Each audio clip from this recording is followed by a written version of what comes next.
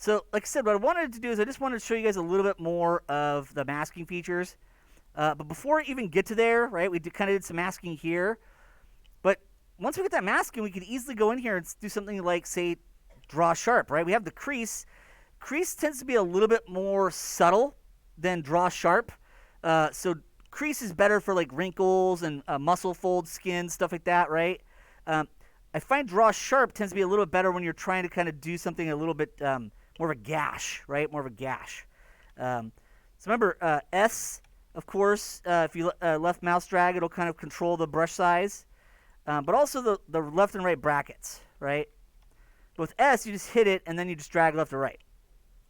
Now, in this case, see, I do have a texture on that one because from earlier. So remember, if you go to texture, you can click on the X, and the texture's still in there, but it's no longer active, right? So it's something you can still browse to select on later on, but it's no longer active. I'm going to make sure my stroke is set to space so that we're kind of back to our normal draw sharp features. I probably don't need draw sharp to be so strong, so we'll kind of bring that back down a little bit. And everything else looks good there. Okay.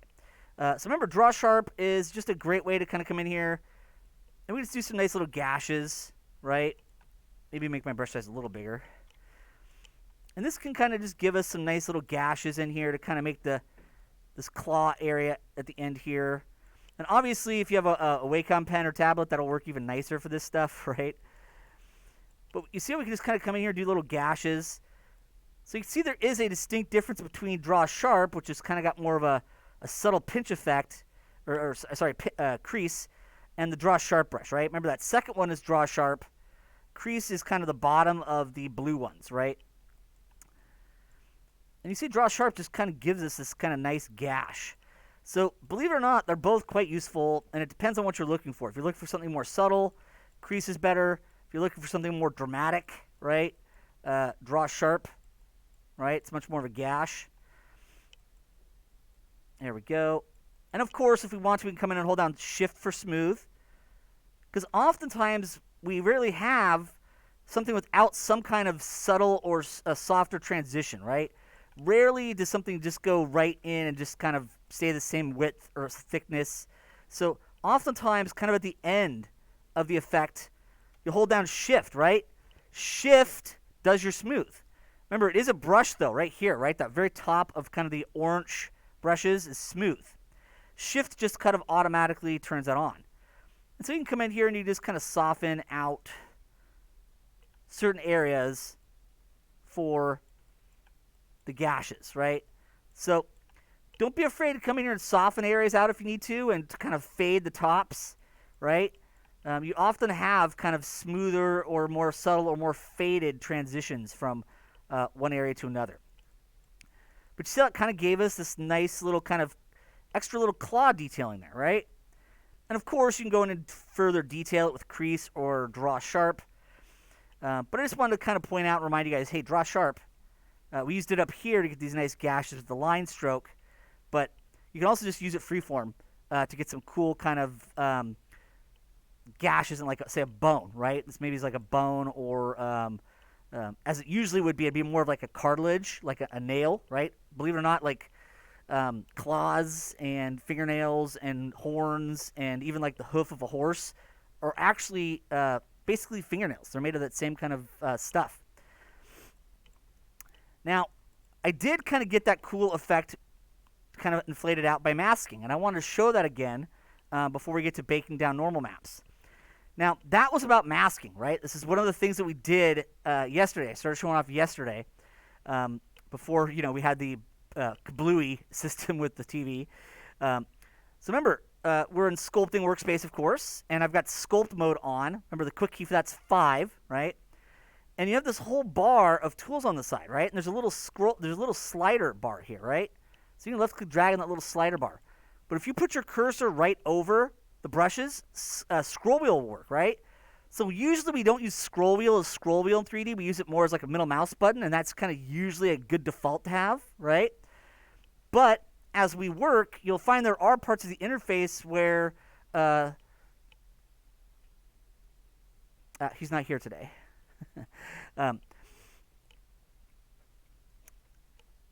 There's a point where we kind of have certain parts of our interface where the scroll wheel can be used as a scroll wheel, right, to kind of scroll through these slider effects. Masking was down here, and that's how I kind of did that whole thing there. Now, that is totally fine. But if you wanted to maybe get a large chunk of it first and then kind of add the little extra parts, there is further down, right? Because you kind of see, when you see kind of white, right? I see kind of like this little white brush, and this little white looks like a paint stroke or something like that right here. It's above what looks like a kind of a orangish ball with like an eraser, right? Because that is multi-resolution displacement eraser, right? That's a mask. But a couple down, there is another kind of white one, right? That's kind of got a box with the white. And that's box mask. Now, it does have a triangle. So if you left click on it, you'll see that there's lasso mask and even line mask, which are both quite cool. I'm just going to use box mask for now. But Blender actually has some quite nice masking tools. What's cool about box mask, or any of those in there, is that instead of a paintbrush where you just kind of paint it on, you can just left click drag a box, and you see how it actually does that as your mask. So you can easily go in here and mask a larger section quickly just with box mask, right? So it's just a couple down from this one. And this one's kind of a couple down from cloth, right? It's like the purple kind of really looks like a cloth, like a draped cloth, right? But there's mask, and then there's box mask. But of course, you can just move your cursors down, and once you hover over them, you'll kind of see it says mask or box mask. But you kind of want to start to look for like the kind of gray and white kind of icons. That usually indicates masking. So I want to go back up to the paint mask, the regular mask brush, because then I can come in here, and we could just kind of do that masking on the top that we did the other day. And you'll notice that remember that preference we turned on for orbit around selection? Remember, that works for sculpting and painting, but it also works for masking. So like I said, orbit around selection is actually super, super cool, right? Particularly if you're doing sculpting and painting. But I generally really like it, right? It's kind of neat. Remember, and it works for regular modeling too. Like even your tweak tool, the last vertex edge or face you tweaked, believe it or not, that will actually do orbit selection as well, right? So I'm just going here and kind of painting that last little bit on the top here, just to kind of get us something a little bit more dynamic and unique, right? And remember, you can hold down Shift to smooth, right? So Shift for smooth actually works on masking as well, right? So Shift is universally smooth, and that's actually true of most sculpting software. So basically, just about any software that's got high-resolution, multi-resolution sculpting like this, which is Mudbox, ZBrush, Modo, Cinema 4D, Blender, of course. And most of them are all pretty good at it, right? Shift will smooth. It's pretty universal for software. So Shift for smooth, there we go. And I can just kind of soften the edge of these masks, right? So you can see it kind of softens the edges, kind of blurs it a little bit, if you will. And that's often good because you don't want those transitions to be too harsh, right? Let's go in there and smooth that a little bit. All right, there we go. And once again, we're just seeing the awesomeness of our masking tools, right? So we've got box mask. Like I said, there's a couple of other options like lasso and line. Line can be pretty cool too. And there's just regular paint. And then, of course, in sculpt mode up here, particularly when you have a mask tool on, right? You'll see that there is mask up here, right? So there are some menus up here, face sets. Those are actually quite cool. We're not going to need them on this project, but on future projects, we'll definitely talk about face sets a little bit more. Only so much I could do on one project, right? But there's a mask menu, right? Right here, mask. And you'll see that, of course, you can clear mask, Control-A, so if you just want to get rid of it. But you can also invert a mask. Remember, the mask itself, the part that you paint that's kind of that kind of dark gray, blackish color, that's basically, you're not going to sculpt there, right? So when you do that mask, that area that's kind of that black grayish, dark gray, black kind of color, that's masked. That means you can't affect it. In this case, it's a lot easier to paint a mask here where I want to do stuff to, and then invert it. Because look at that. All the rest of that. If I was actually trying to paint this and then unpaint that, it kind of is a little counterintuitive. So remember, you can actually invert your mask. Because in this case, we actually wanted this area to be unmasked. But we just found it was going to be easier to paint the mask for that area and then invert it, right? So mask, invert mask, Control-I. Now remember, we did see some other brushes in here, right? So if I scroll down, you'll see that there is kind of, even below the masking stuff, you'll see kind of towards the bottom, but it's kind of like these balls with the rectangles, right? Or the squares, I should say. So you see there's kind of this ball with a square that's got like a bluish kind of squiggle shape in it, right? That's your mesh filter. So we can click on that. You see that's kind of right down here. And remember, what this does is this will allow us to inflate. Because when we turn it on, we'll see we've got some options right up here, right? And I know that the actual viewport screen sometimes gets weird. Not for the recordings, but for our TV. But you see right up here, which is funny. It's because just the viewport. Everything else looks clear. It's just the viewport gets all weird, right? But inflate is right up here, right? It's the kind of, I think it's usually the default. But you'll notice that the mesh filter is right down there. And you can change the filter type up here. So if you click on that, you see how there's smooth, there's sphere, random. You can sharpen details. I usually use this for inflate, right? So there's an inflate option. And what that does is when I go to this claw area and I left click drag, you see how it pushes out along the normal direction or in, depending if you drag left or if you drag right. This is what's really, really neat about this inflate, right? Is it uses the mask and it pushes each of these polygons out along their normal direction, right? Remember, normal direction is just the direction a polygon's looking. So the polygons on this side point out that way. The polygons this way point out this way, right?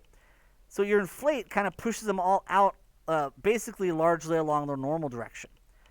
And it's great for doing stuff like this. We'll see it as kind of a way to do some engraving details on like more advanced or detailed armor for like our more advanced character later on.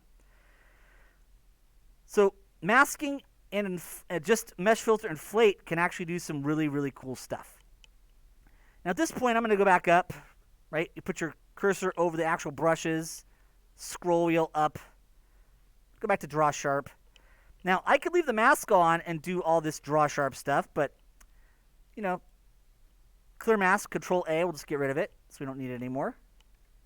Save my scene really quick. And then of course I can come in here with the draw sharp.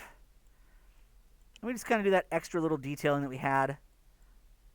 That way we have that kind of consistency, right? Where we've got similar claw structures and forms on both. As I said, I wanted to finish up some sculpting before I showed you the baking of normal maps. And of course, we'll do a plenty of review lecture for this in class as well. So we're just kind of getting in here.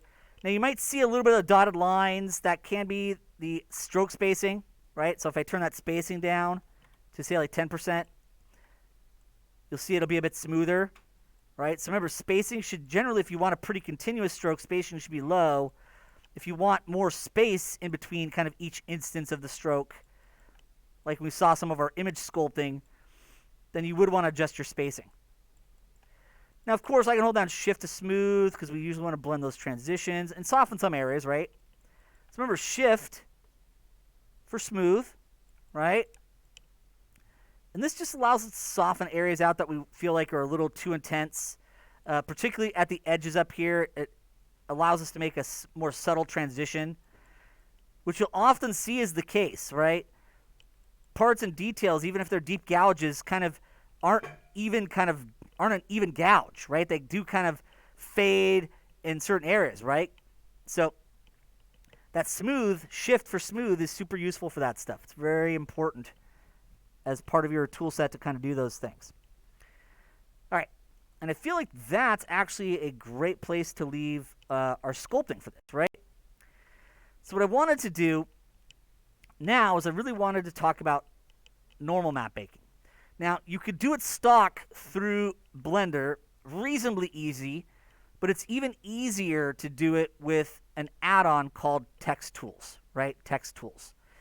Now, textools you can just kind of do a Google search for, right? You can go to Google or kind of Internet Explorer, and you could really just kind of search textools Blender, right? Textools Blender. And you see it'll usually talk about this add-on. You kind of have to find the right place to find it. I feel like I usually kind of do it from here on GitHub. and you see it's right there. You can click on it here. Let's see, where's the download for it though? Here it is, the zip, right? So if you just kind of go right to like that GitHub one, you'll see it's free, and you just download the zip file right here, right? So all you have to do is kind of download that zip, and you're good to go, right? So basically, just keep that in mind, right? Kind of a quick text tools, and that's TEX tools, Blender. And I've usually found that the kind of releases, Sav Martin, Text Tools, GitHub is a good place to go to get it. And it's free, right? I think you can get it through Blender Market also, and I think you get it free for there, but they ask for like maybe like $1 donation or something like that. But there's a lot of add-ons that are actually free for Blender. B Painter's amazing. That's not free though. It's like $40, but it's absolutely, if you've got some extra cash and you want even better painting in Blender, that's worth it. So text tools, kind of neat. Want to make sure to get kind of briefly in that video for you guys kind of where to get that. So when you look at the video, you'll see a part where like, hey, there it is. Now remember, add-ons, if you go to edit, preferences, right? Edit, preferences. Now, of course, like we said, navigation is where we can make sure to turn on orbit around selection if we want to. Also, remember, you could turn zoom axis horizontal. If you don't like dragging up or down, which I personally don't, most packages don't really do it that way. They do it horizontal. You can actually switch your zoom axis to horizontal. So if you drag right mouse button, drag left or right, it zooms. Remember, key map is where you turn on industry compatible. If you didn't turn it on when you first installed and ran Blender. Add-ons, right here, though. That's what we're looking for, add-ons, right? These are all basically Blender plugins, right? Some of them, like the ones we've already talked about, like Automir and Mod Tools, Loop Tools, Mesh Tools, those come with Blender. You just might need to turn them on, right? Usually you have to kind of turn them on. Now the nice thing is, remember, there's a little magnifying glass, right, up at the top here. And what we can do is we can just type in text, and it goes right to the, and that's TEX, right? And it goes right down here, and you can see I've already got text tools turned on. Having said that, how do you install? How do you install an add-on, right? Because at this point, all the ones we've turned on come with Blender. You don't have to install them. You just have to find them in there and turn them on, check them on. Now, you'll notice right at the top of the add-on section is a button called Install, right? So if you click on Install, what it'll do is you can go where you downloaded it. So see if I go to Downloads, you'll see, oh, look, there is Text Tools. And all you have to do is double-click on it. That's it. Just double-click on it or select and hit Install Add-on, and that's it. It installs it. That's how easy it is to install an add-on. You just have to download it, know where you downloaded it, right, which usually it's in Downloads. And then when you're in add-ons, you just go up to Install, find it, double-click on it, and it installs it. And it'll be available in here to check on. And then you check it on. Easy peasy, right? Easy peasy. What's cool about that, then, is if we go to UV editing, right? So we're in sculpting workspace. We want to go to UV editing workspace. You will notice a couple of things in here that become very cool. So we go to UV editing, and I'm going to turn off the other gear. I'm going to go to 4 for object mode so we can see kind of this guy right here. Make sure you're kind of all maxed out at your top level, right? The multiverses are all 5s. But you'll notice that your UV editing workspace, much like your normal workspace, has these little tabs on the side, right? And you see Magic UVs there. That actually comes with Blender. You just need to make sure it's checked on. But you see at the very bottom is a tab called Text Tools because we've got this installed. So part of today's lecture is just make sure you guys know how to do this, right? Know what the add-on is, kind of know where to find it, Google search. From there further, just kind of show you how it works and how you can do stuff. One of the things you'll notice with Text Tools when we open it up, though, is there's actually a checker map you can create right here. So instead of going through the process we did earlier where we kind of created our own checkerboard map, which was pretty easy, you can actually create a preview right here. In fact, you'll see that there is at the very top of Text Tools presets, right? So I can click on this and it's got 512 by default, but you can go up to 1024, 2048, 4096. I'm going to set that to 2048. If you want, you could generate a checker map right from there for your preview stuff. But in this case, we don't want to. If you open up UV Layout, there's a lot of cool tools in here, like Rectify. and you can rotate your UVs and kind of stuff like that. So there's some neat features here. So textools is actually some cool add-ons that are useful for UV unwrapping, but also you'll see there's a section called baking, which is super, super useful and good as well. So when we open up baking, we'll see that there is, right down here, what says tangent normal. Now, if I click on that tangent normal icon right here, you can actually bake ambient occlusion, bevel masks, cavity masks, wireframe if you want to, although there's a better way to do wireframe. Different kinds of normals, like object normal maps. Tangent's fine for us. But you see you can actually bake out a couple of different map types. Tangent normal is a good default for us because it's the map effect doesn't look better if you use object versus tangent, but object kind of, because it's using a different color coding system, it's for video games, if an object's static, there's less processing involved in getting it to look nice.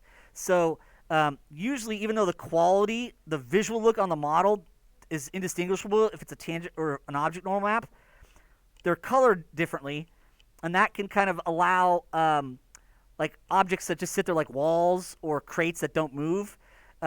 They don't have to process as much, right? It's kind of like there's a real-time trick where because the information's handled differently with a different color system, they're more rendering efficient. Tangent you need for characters, creatures that deform, that change shape, right? Because this color coding system handles that better and how light interacts with it. So generally, if you're doing level stuff, you're probably going to do object normal maps. If you're doing characters, creatures, it's probably going to be tangent.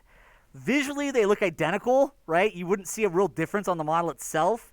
But in terms of real-time processing in a game engine, these would be more efficient for objects that don't move or deform or change shape, whereas this can handle that better. This is a creature, so we're going to do tangent normal map. So, and that was the default anyways. So make sure the object's selected.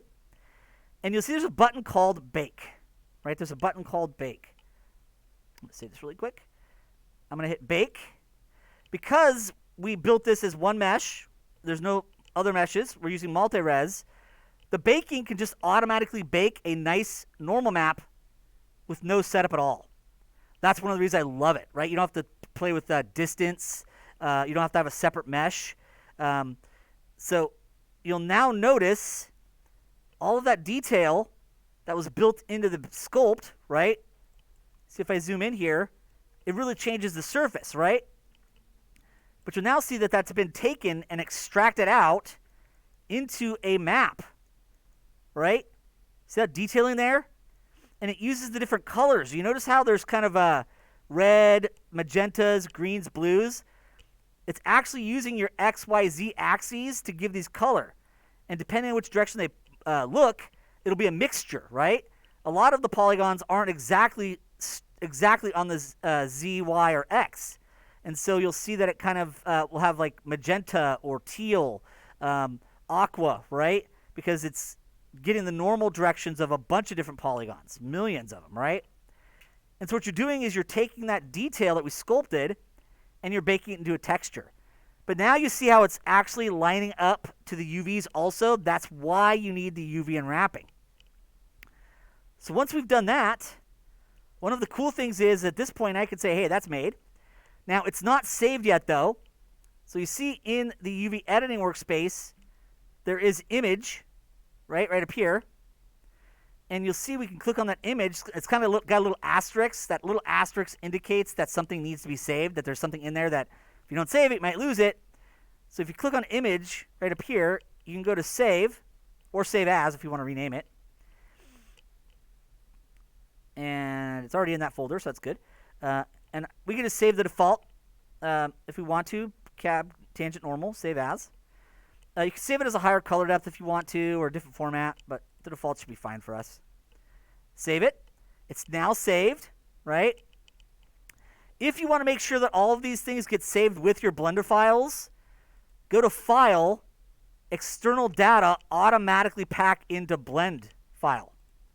So Blender can actually save all textures or maps that you create in Blender in the Blender file itself. So all you have to do is take your Blender file and all the images will be there. Obviously, the Blender file will be bigger because of that, but that's fine, right? You'd have that roughly that amount of data anyways with all the maps and all those things. So now, if I want to, I can delete multi-res.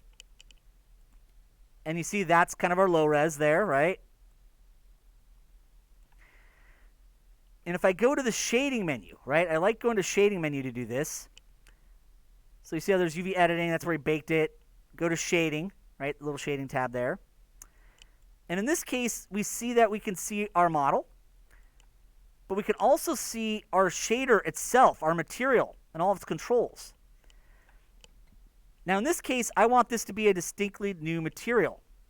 So what I could do, and you'll see there's just the default material. There's like the bake node as well, though.